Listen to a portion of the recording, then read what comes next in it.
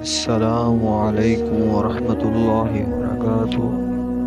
بسم اللہ الرحمن الرحیم۔ حضرت موسیٰ بن سعد رضی اللہ تعالیٰ عنہ سے روایت ہے کہ انہوں نے کہا کہ ہمارے والد محترم حضرت سعد بن ابی وقاص رضی اللہ تعالیٰ عنہ ہمیں 5 کلمے سکھایا کرتے تھے اور فرماتے تھے کہ رسول اللہ صلی اللہ علیہ وسلم دعا میں یہ کلمات پڑھا کرتے تھے: اے اللہ، میں بخل سے بچنے کے لیے تیری پناہ میں آتا ہوں، اور میں بزدلی سے بچنے کے لیے تیری پناہ میں آتا ہوں، اور میں اس بات سے بھی تیری پناہ میں آتا ہوں کہ میں ذلیل ترین عمر پر آؤں۔ ذلیل ترین عمر سے مراد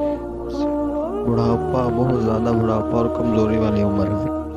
اور میں دنیا کے فتنوں سے بھی تیری پناہ میں آتا ہوں، اور میں قبر کے عذاب کے بچاؤ